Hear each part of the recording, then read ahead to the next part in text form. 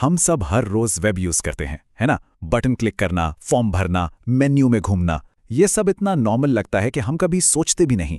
पर जरा सोचिए, ये एक्सपीरियंस उन लोगों के लिए कैसा होगा जो स्क्रीन देख ही नहीं सकते।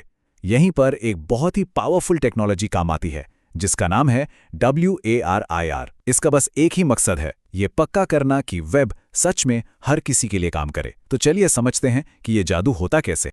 आज हम क्या क्या देखने वाले हैं। सबसे पहले हम वेब की एक छुपी हुई प्रॉब्लम को समझेंगे, जिसे सिमेंटिक गैप कहते हैं। फिर हम मिलेंगे हमारे हीरो WAR से और देखेंगे कि यह इस गैप को भरता कैसे है। इसके बाद हम इसकी सुपर पावर्स यानी रोल्स, स्टेट्स और प्रॉपर्टीज को जानेंगे। फिर ये भी देखेंगे कि पर्दे के पीछे ये सब काम कैसे करता है। और आखिर में बात करेंगे कि एक ऐसा वेब बनाने के लिए यह सब क्यों ज़रूरी है जो सच में सबके लिए हो। तो चलिए सबसे पहले उस असली प्रॉब्लम की बात करते हैं जिसे WAR सॉल्व करने के लिए बनाया गया है। देखिए, आज का वेब बहुत ज़्यादा इंटरैक्टिव है ना? लेकिन इसमें एक पेच है। जो चीज़ हमें यानी इंसानों को दिखाई देती है, ज़रूरी नहीं कि वो किसी मशीन को भी वैसे ही समझ आए। यहाँ दो चीज़ें हैं। बाईं तरफ एक div एलिमेंट है जिसे स्टाइल करके बटन जैसा बना दिया गया है, और दाईं तरफ एक असली HTML बटन है। अब देखने में तो ये दोनों बिल्कुल एक जैसे लग सकते हैं, लेकिन एक स्क्रीन रीडर के लिए जो देख नहीं सकता, सिर्फ दाईं तरफ वाला एलिमेंट ही साफ साफ बताता है कि मैं एक बटन हूं, मुझ पर क्लिक करो। बाईं तरफ वाला वो तो बस एक बेमतलब का डब्बा है। और यहीं से एक बहुत ज़रूरी कॉन्सेप्ट सामने आता है, सिमेंटिक्स। वेब की दुनिया में सिमेंटिक्स का मतलब सिर्फ ये नहीं है कि कोई चीज़ कितनी सुंदर दिखती है। इसका मतलब है अर्थ। मतलब आपका कोड ये बताया कि कोई चीज़ क्या है, ना कि सिर्फ ये कि वो कैसी दिखती है। W3C जो वेब के स्टैंडर्ड्स बनाती है, वो भी यही कहती है, हमें यूज़र इंटरफेस के हिस्सों को वही मतलब देना है जो एक इंसान समझता है।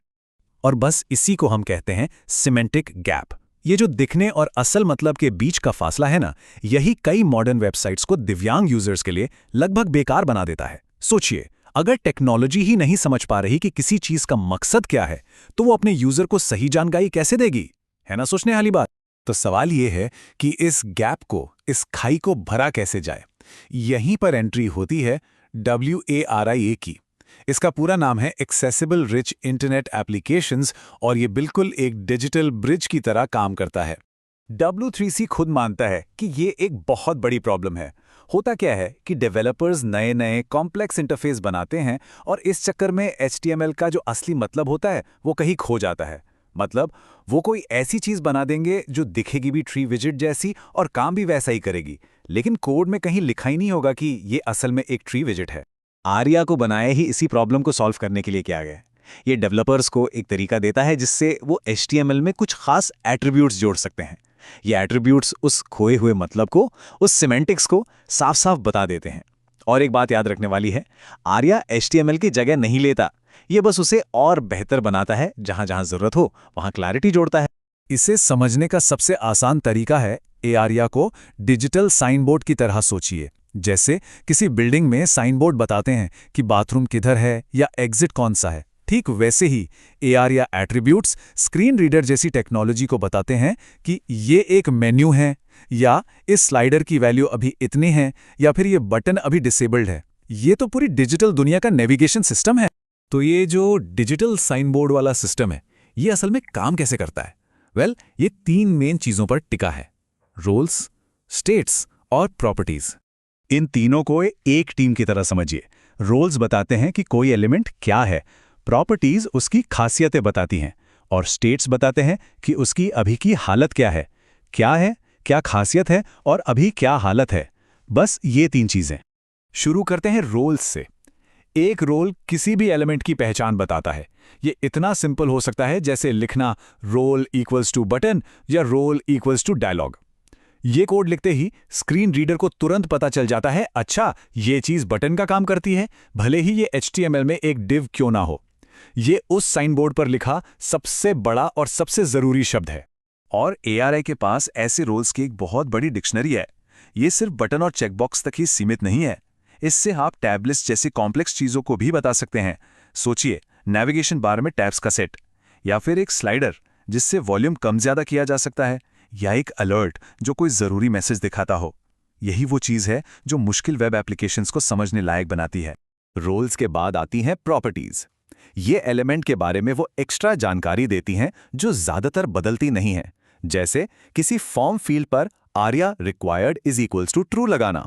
ये बताता है कि इस फील्ड को भरना जरूरी है। ये बिल्कुल इस साइन बोर्ड पर लिखे छोटे छोटे अक्षरों की तरह है जो जरूरी डिटेल्स देते हैं। और आखिर में आते हैं स्टेट्स। ये डायनामिक होते हैं, मतलब ये बदलते रहते हैं। ये किसी एलिमेंट की करंट सिचुएशन बताते हैं और ये यूजर के एक्शन के साथ बदल सकते हैं।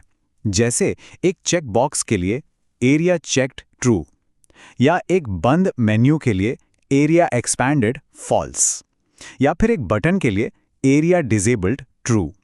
ये उस साइन बोर्ड पर लगी एक चमकती हुई लाइट की तरह है जो बताती है कि अभी क्या हो रहा है। तो अब हमें रोल्स, स्टेट्स और प्रॉपर्टीज के बारे में पता चल गया है। पर अब सवाल ये है कि ये जानकारी डेवलपर के कोड से निकलकर उस यूजर तक पहुंचती कैसे है जो स्क्रीन रीडर यूज कर रहा है। चलिए पर्दे के पीछे की कहानी देखते हैं। देखिए, ये एक चेन रिएक्शन की तरह है। सबसे पहले डेवलपर कोड लिखता है HTML के साथ ARA एट्रीब्यूट्स। जब ब्राउज़र इस पेज को लोड करता है तो वो पेज का एक नक्शा बनाता है जिसे DOM कहते हैं। लेकिन वो एक और चीज़ बनाता है, एक्सेसिबिलिटी ट्री। ये एक खास तरह का नक्शा है जो सिर्फ स्क्रीन रीडर जैसी टेक्नोलॉजी के लिए होता है। इसी ट्री में सारी ARI जानकारी जोड़ी जाती है। फिर ये ट्री ऑपरेटिंग सिस्टम के एक खास चैनल, जिसे एक्सेसिबिलिटी API कहते हैं, से बात करता है। स्क्रीन रीडर जैसे टूल्स इसी चैनल को सुन रहे होते हैं। वो वहां से जानकारी उठाकर यूजर को आवाज या ब्रेल में सुना देते हैं। ये पूरा का पूरा एक कमाल का इन्फॉर्मेशन पाइपलाइन है। और ये जो पूरा स्टैंडर्ड तरीका है ना, ये बहुत बहुत जरूरी है। W3C भी इस पर जोर देता है। क्यों? क्योंकि स्क्रीन रीडर जैसी टेक्नोलॉजी अंदाजा नहीं लगा सकती। उन्हें साफ साफ बताना पड़ता है कि कोई चीज क्या है और वो क्या करती है। ARI ही वो जरूरी कॉन्ट्रैक्ट है, वो पक्का एग्रीमेंट है जो वेबसाइट और स्क्रीन रीडर के बीच ये बातचीत मुमकिन बनाता है। तो आखिर में ये समझना बहुत जरूरी है कि ये सब सिर्फ कोड लिखने की बात नहीं है। इसके पीछे एक बहुत गहरा इंसानी पहलू भी है। तो इस पूरी बातचीत का निचोड़ क्या है? पहली बात, WARIA उस सिमेंटिक गैप को भरता है जहां HTML अकेला काफी नहीं होता। दूसरी, ये वेबसाइट्स और स्क्रीन रीडर्स के बीच एक स्टैंडर्ड कॉन्ट्रैक्ट बनाता है। और सबसे जरूरी बात, ये मॉडर्न वेब एप्लीकेशंस को दिव्यांग लोगों के लिए इस्तेमाल करने लायक बनाता है। ये सिर्फ कुछ नियम कानून नहीं है, ये सबके लिए एक बराबर डिजिटल दुनिया बनाने की कोशिश है। तो जाते जाते बस एक सवाल दिमाग में आता है। जब हम वेब पे कुछ भी बनाते हैं तो क्या हम सिर्फ कुछ ऐसा बना रहे हैं जिसे देखा जा सके, या कुछ ऐसा जिसे सच में समझा भी जा सके? AIA हमें दूसरे रास्ते पर चलने में मदद करता है, एक ऐसा वेब बनाने में जो सच में सबके लिए हो।